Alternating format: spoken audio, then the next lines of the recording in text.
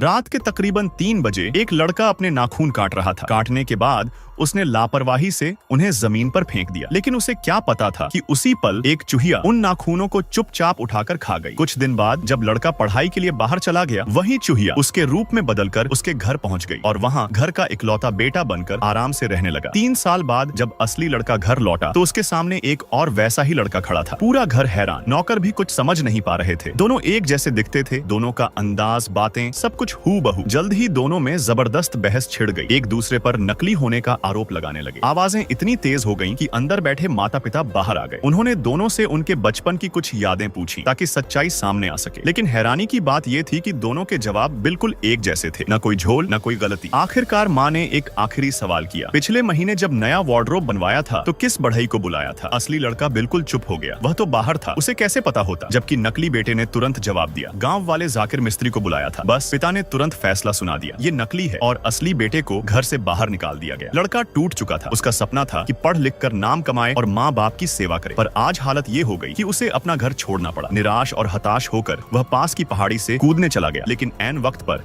एक बुजुर्ग साधु वहाँ पहुँचे और उसकी जान बचा ली। साधु गुस्से में थे, इतने कमजोर इरादे, जरा सी मुश्किल आई और जीवन से हार मान ली। लड़के ने भी झल्ला कर कहा, आपको कुछ पता नहीं तो बीच में मत बोलिए। साधु मुस्कुराए, मुझे सब पता है और इसका हल भी है। ये बिल्ला ले जाओ, ये सब ठीक कर देगा। लड़के को जैसे उम्मीद की एक किरण दिख गई। उसने उस सफेद भूरी बिल्ली को गोद में उठाया और फौरन घर की ओर भागा। घर पहुंचते ही नौकर ने उसे फिर रोक लिया, लेकिन इस बार साथ में आई गधे ने झट से नौकर को 8 मीटर दूर उड़ा दिया। अंदर बैठे नकली बेटे ने जैसे ही उस बिल्ली को देखा, पसीना पसीना हो गया और चिल्लाने लगा, इसे घर से बाहर निकालो। लड़का तुरंत बिल्ली को छोड़ देता है। बिल्ली सीधी उस नकली पर झपटी और एक जोरदार चीख के बाद नकली लड़का अपने असली रूप में बदल गया, एक काली बड़ी चूहिया। माता पिता सब समझ गए, उनका असली बेटा उनके सामने था। घर एक बार फिर खुशियों से भर गया। कुछ दिनों बाद लड़का उस बिल्ली को लेकर वापस जंगल गया और साधु को धन्यवाद कहा, आपने मेरी जान बचाई, मैं जिंदगी भर आपका एहसान नहीं भूलूंगा। साधु मुस्कुराकर बोले, याद रखो, इंसान के नाखूनों में उसकी आत्मा की ऊर्जा होती है, इसलिए कभी भी आधी रात को नाखून मत काटो, और काटो भी तो उन्हें यहाँ वहाँ मत फेंको, नहीं तो ऐसी ही कोई अनहोनी तुम्हारे पीछे लग सकती है।